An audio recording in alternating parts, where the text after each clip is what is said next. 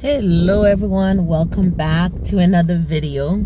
Now this is going to be part 2 of the financial health check, because yesterday I started it but I felt like things were too general, so I am going to break things down for you in this video regarding what we discussed yesterday.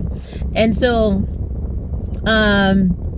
I've been having these conversations for quite some time now, and I do this every year around my birthday, where I do these financial health checks just to see where I'm at in regards to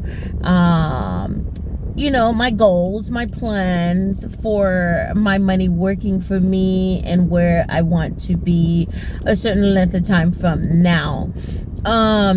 I don't know if you guys set these goals for yourself, but I believe goal setting is key.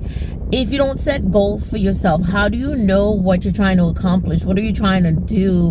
What are you aspiring to? So one of the best things to do in regards to your goals is to actually write them down on paper, guys. Better yet, have a notebook, have a journal, and write these things down for yourself. Adjust them as you go along. Add to them as you go along, so that you know, okay, I have X, Y, and Z to accomplish. And so every once in a while, you can check yourself, or once a year, have us check and see where you are along the path to accomplishing these goals. So yesterday I talked about different accounts that I check when I do my financial health check, guys. Okay, so for me, the financial health check is really critical in my plans for what I want to do as I grow older. Okay, so number one thing I want to touch on is my emergency plan. How is the emergency plan going? Okay, let's say my goal is to save for 6 months of emergency planning. Okay, and I know I have bills that amount to, let's say, $4,000 per month. If I'm going to save up 6 months of emergency savings, and by the way, you need to have an emergency savings plan. If you don't have an emergency savings, guys, start working on it. Even if it means putting $20 aside, $30, $50 aside every single time you get paid, it's better than not having anything set aside, because that money will save you. If you save that money, when it's time for it to come into play, it will save you, guys. So save so you can save yourself when you need it. Okay, so going back to the example, guys, so if my spending, okay, my bills, they amount to about $4,000 per month, and I know I'm trying to save or accumulate 6 months of emergency expenses, I would have to save about $24,000 in an account, in a high yielding account. By the way, my high yielding account right now is with Capital One 360, and I love Capital One 360. I've been with them for quite some time. Sometimes I will take some of the money and move it over into a CD, because I get a higher rate on the CDs than I do on my savings account. I believe the savings account right now is about 3.5%. Don't quote me on that, guys. Don't quote me on it. Okay, and then the other savings account I've found that's working really well for me is my Fidelity savings account. Okay, so there's 2 high yielding savings accounts right there that you could tap into. Okay, so that's the first thing I check. Where am I with my emergency savings? The second one is with my Roth IRA. Okay, so on my Roth IRA, guys, every year you have a limit that you have to save. Okay, they give you a limit that you can save up to tax time, up to April 15th of the following year. So for 2025 that we're in, we have until April 15th 2026 to max it out. Okay, for people under age 50, you can max it out at about $7,000. I think it might be $7,500. Check me on that. Okay, just Google it. Seriously, just Google it. Okay, but for people over age 50, it's $8,000. By the way, guys, I love Fidelity. Like, have I said that before? I know I've said that in multiple videos. I love Fidelity. Let me tell you one of the great things about Fidelity. When I go into my Roth IRA for the year, there's a bar on there, and it's keeping track of how much I've actually contributed towards my Roth IRA and how much I have left to max out my Roth IRA. Guys, oh my God, I love technology and I love Fidelity, okay? Listen, if you do not have a Roth account yet, it is very easy to save into a Roth account, to set up a Roth account, guys. I will find my Roth video and link it in the chat so you could go ahead and get started on a Roth account. By the way, in order for you to have a Roth IRA, you must have a JOB. You must have earned income. If not a JOB, you need to have some kind of earned income, even if it's through your business. There's nothing wrong with that, okay? So again, the max is $8,000 per year. By the way, you know how you have until the following year at tax time to max out your Roth IRA? Well, when it rolls over, let's say into 2026, okay, you know that bar in Fidelity, I will see two bars. It will show me a bar from 2025 and a bar for 2026. I can actually choose where I want my money to go. So if I did not max out my 2026 account yet, okay, my 2025 account yet, what I'm gonna do is to go ahead. Yeah, I have a phone call coming in. Okay, so if I didn't max out my Roth IRA for 2025, it will show me and it will ask me, do you want to contribute this money to your Roth for 2025? Yes, I want to. Why? Because I have plenty of time to contribute to the 2026 Roth IRA. So guys, if you are thinking about opening a Roth IRA, and even if you already have a Roth IRA, like you're not with Fidelity, I highly recommend Fidelity. By the way, when I started my first Roth IRA, it was with Vanguard.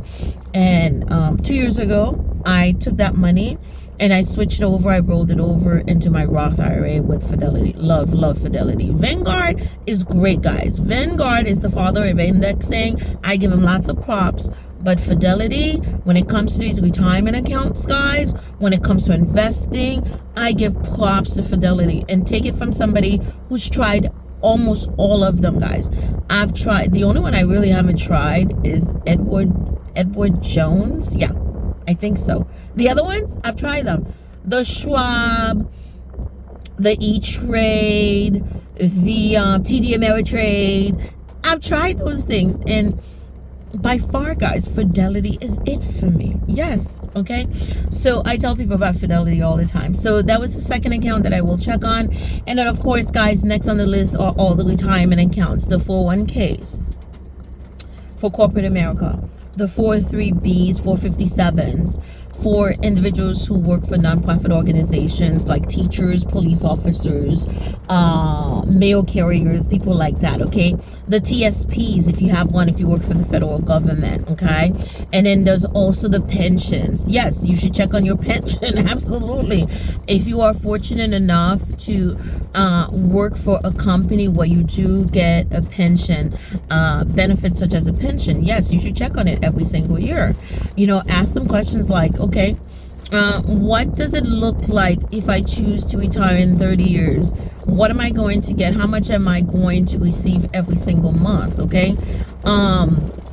Or some people, when they went in, they had the choice of going into an investment plan. If they went into an investment plan, what is the balance on my account right now?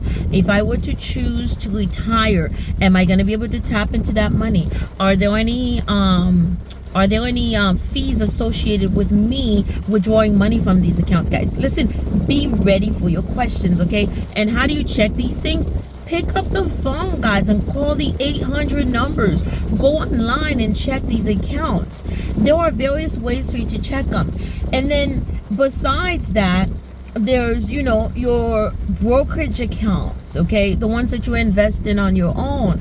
Go check those out and see, okay, what stocks do I need to take some money out of it, sell some of the stocks so I can get my profit out of it? Because sometimes, you know, there are stocks that do really, really well. They perform really well in your account, and you should take some profit. By the way, until you take that profit, that money is not yours, okay?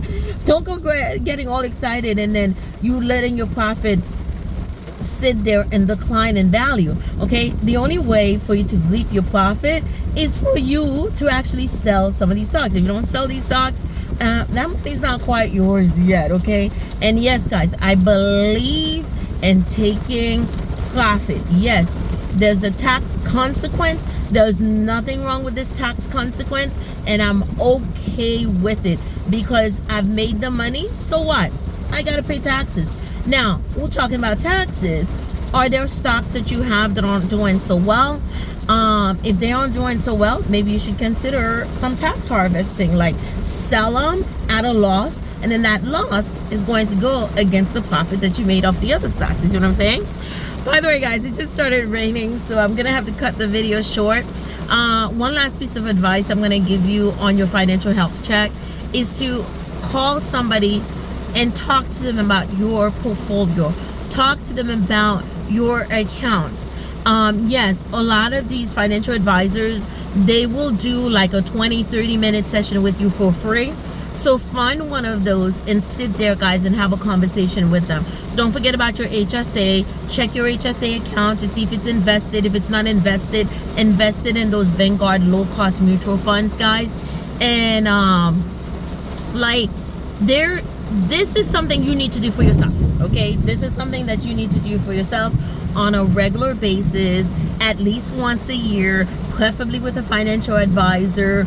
But if you think you're going to be okay doing it by yourself, yes, guys, sit there and look over it. There are other aspects to this, but since it's storming outside, I'm gonna pause on this video and I will do a part 3, okay, for the other things that you also need to check besides your regular accounts. Okay, guys, so until next time, if you like this video, please, okay, give me a thumbs up, like and subscribe. And by the way, guys, thank you so much for those of you who are following, who've subscribed, who are sharing these videos.